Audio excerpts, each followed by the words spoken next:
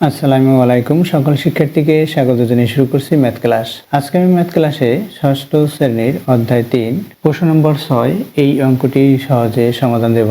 তাহলে দেখো এখানে দেওয়া আছে একটি ঘরের দৈর্ঘ্য প্রস্থ এবং উচ্চতা যথাক্রমে 6 মিটার ও 80 সেন্টিমিটার, 5 মিটার 10 সেন্টিমিটার ও 3 মিটার 40 সেন্টিমিটার এটা দেওয়া আছে।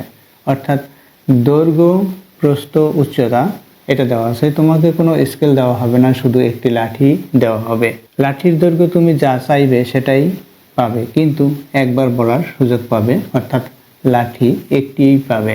এই লাঠি দিয়ে তোমাকে ঘরের দৈর্ঘ্য প্রস্থ উচ্চতা প্রত্যেকটি সঠিকভাবে পরিমাপ করে নিশ্চিত করতে হবে। তুমি সর্বোচ্চ কত দৈর্ঘ্যের লাঠি চাইতে পারবে বলো। দেখো আমরা সর্বোচ্চ লাঠি পাবো, সেটা আমরা কিভাবে লিখব? সর্বোচ্চ কত দৈর্ঘ্যের লাঠি পাবো, এখানে দেখো তুমি সর্বোচ্চ কত দৈর্ঘ্যের লাঠি পাবে। তাহলে লাঠির দৈর্ঘ্য কত হবে, বা লাঠির দৈর্ঘ্য সর্বোচ্চ হবে এই দৈর্ঘ্য প্রস্থ এবং উচ্চতা এর গসাগুর সমান। তাহলে দেখো কিভাবে সমাধান করতে হবে, লিখি। দেওয়া আছে ঘরের দৈর্ঘ্য 6 মিটার 80 সেন্টিমিটার ইকুয়াল, এই 6 মিটার 80 সেন্টিমিটার সমান কি হবে? 6 মিটারে আমরা যদি সেন্টিমিটারে প্রকাশ করি তাহলে আমরা পেতে পারি 6 মিটারে হচ্ছে 6 গুণ 100 সেন্টিমিটার যোগ 80 সেমি অর্থাৎ সেন্টিমিটার। এখানে থার্ড ব্র্যাকেটে দেখিয়ে দেই, যেহেতু 1 মিটার সমান 100 সেন্টিমিটার। দেখো 1 মিটারে যদি 100 সেন্টিমিটার হয় 6 মিটারে 600 হবে, তাই 6 এর সাথে 100 গুণ হবে। তাহলে এখানে আমরা যোগ করে কি পাবো? এখানে 600 এখানে 80 যদি আমরা যোগ করি, দেখো এই 600 সাথে 80 যোগ করি তাহলে কি হবে? 680 হবে, এটা সেন্টিমিটার হবে। তাহলে 680 সেন্টিমিটার হয়, এখানে আমরা লিখি 680 সেন্টিমিটার। এটা হচ্ছে ঘরের দৈর্ঘ্য। ঘরের দৈর্ঘ্য বরাবর প্রস্থ লিখি। প্রস্থ দেখো ঘরের প্রস্থ দেওয়া আছে 5 মিটার 10 সেন্টিমিটার। 5 metre 10 centimetre. 5 মিটারে 500 হবে আর 10 যোগ করলে 510 সেন্টিমিটার। আমরা সংক্ষিপ্তভাবে এখানে করে দিই 510 সেন্টিমিটার। এবং ঘরের উচ্চতা 3 metre 40 centimetre. 3 metre 40 centimetre equal 340 হবে। 3 মিটারে 300 হয় সেন্টিমিটার, যেহেতু এখানে দেখিয়ে দিয়েছি সবাই বুঝতে পেরেছো, 340 সেন্টিমিটার। দৈর্ঘ্য প্রস্থ উচ্চতা সবগুলো আমরা সেন্টিমিটারে প্রকাশ করেছি। এর কারণ হচ্ছে সবগুলো একই এককে পরিণত করেছি।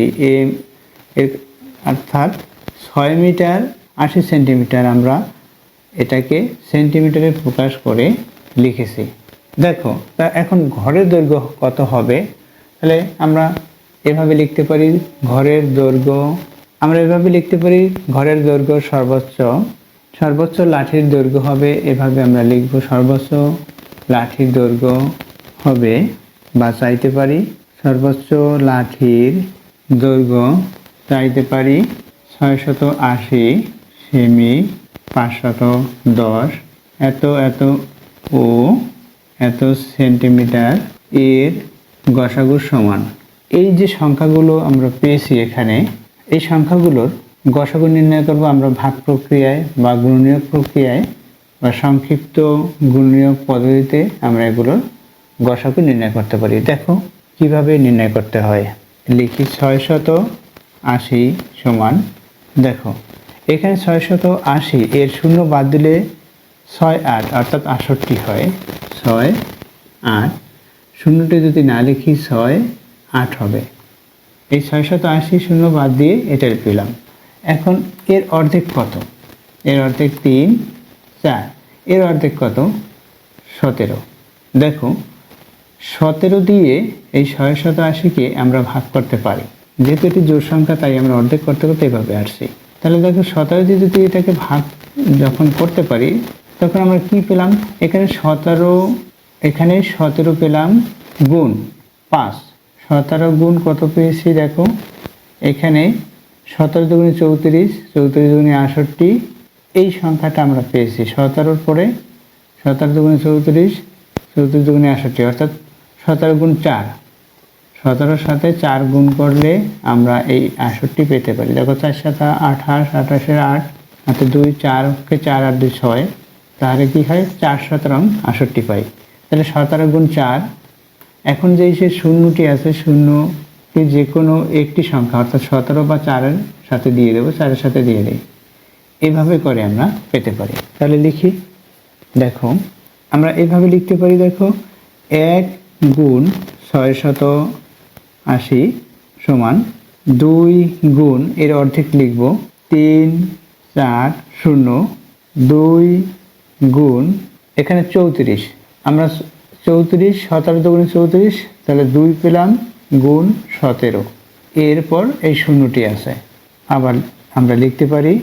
দেখো এই যে 1 গুণ এটা লিখেছি, এইখানে এটা প্রত্যেকটির সাথে 1 আছে, তাই আমরা এখানেও দেখিয়ে দিতে পারি 1 গুণ 2 গুণ এটা, তারপর 1 গুণ 2 গুণ এভাবে। তাহলে দেখো কীভাবে লিখতে হয়, এভাবে লিখতে পারি 1 গুণ 2 গুণ এর অর্ধেকটা লিখব 3, 6-এর অর্ধেক 3 এবং 8-এর অর্ধেক হচ্ছে 4, এরপর 0। 1 গুণ 2 গুণ এখানে 34, মনে করি শূন্য নেই, তাহলে 17 দুগুণে 34, তাহলে 2 গুণ 17, এরপর এই শূন্য আছে, শূন্যটা লিখে দিলাম।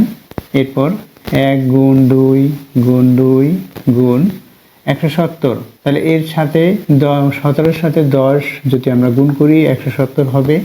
তাহলে 10 5 দুগুণে 10, তাহলে 2 গুণ 5 বলেছি, 5 সংখ্যাটি এটার সাথে যদি গুণ করি 85 হবে। দেখো এই দুটো গুণ করে এটা হয় কিনা, এই 2 দিয়ে 5কে গুণ করি, 5 গুণ 10 0, হাতে 1, হাতে 1, 2 দিয়ে 8কে গুণ করি, 8 দুগুণে 16 আর 17 হলো। অর্থাৎ এই সংখ্যাগুলো গুণ করলে এটা হবে। এভাবে আমরা লিখেছি ইকুয়াল 1 গুণ 2 গুণ 2 গুণ 2 গুণ 17, অর্থাৎ 5 শতাংশ 85, 5 গুণ 17। এটা দিয়ে আমরা এভাবেও বের করতে পারি, অথবা এখানে যেভাবে দেখিয়েছি সেভাবে লিখতে পারি। এই যে 17 গুণ 40 লিখেছি, তাহলে 40 সংখ্যাটাকে আমরা 5 গুণ 8 এভাবে লিখতে পারি। দেখো 5 গুণ 8, 8 হচ্ছে 2 গুণ 2 গুণ 2, অর্থাৎ 3টি 2 যদি আমরা গুণ করি তখন 8 হয়। 2 গুণ 2 গুণ 2, এখানে দেখো কয়টি 2, 3টি 2, এখানে দেখো কয়টি 2 হলো, 3টি 2 হলো, একটি 5 হলো, একটি 17 হলো, এর সাথে তো 1 সাধারণ গুণনীয়ক অবশ্যই উপস্থিত আছে। এভাবে আমরা বের করতে পারি, অথবা দেখো আমরা এভাবে বের করতে পারি 680-কে যেহেতু জোড় সংখ্যা আমরা 1 দিয়ে গুণ করব না, 1 আমরা লিখতে পারি, এখানে 1 দিয়েও আমরা ভাগ করতে পারি 680-কে, তাহলে 680 হবে। জোড় সংখ্যা 2 দিয়ে ভাগ করি, অর্ধেক লিখি, এটার অর্ধেক লিখি 0, আবার 2 দিয়ে ভাগ করি, এটার অর্ধেক লিখব, 17 দুগুণে 34, 17 লিখলাম, এই 0 লিখে দিলাম। আবার 2 দিয়ে ভাগ করি, এর অর্ধেক লিখব।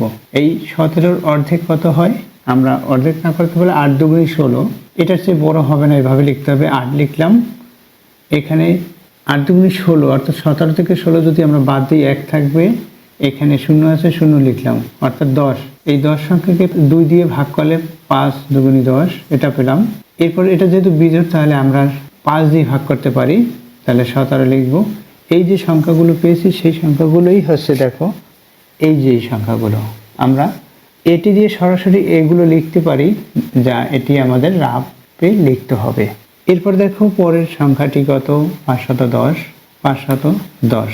আমরা সরাসরি এটি দিয়ে এটিই লিখব। এভাবে বের করতে সময় অতিবাহিত হবে, তাই অর্থাৎ সময় যদি বেশি লাগে সেভাবে আমরা করতে যাব না। তাহলে এখন এটাকে কীভাবে করবো, এখানে দেখো 510, দেখো এরপর 510 কীভাবে করতে হয়। দেখো 510 দেখাচ্ছি, এটাকে 1 দিয়ে ভাগ দিলে এটা 510ই হবে। যেহেতু এটি জোড় সংখ্যা, অর্থাৎ জোড় সংখ্যা কীভাবে আমরা বুঝতে পারবো, যে সকল সংখ্যার একক স্থানীয় অঙ্ক অর্থাৎ সর্বডানের অঙ্কটি 0, 2, 4, 6, 8 থাকবে, সেই সংখ্যাগুলি হচ্ছে জোড় সংখ্যা, অর্থাৎ 2 দ্বারা নিঃশেষে বিভাজ্য হবে সেই সংখ্যাটি জোড় সংখ্যা।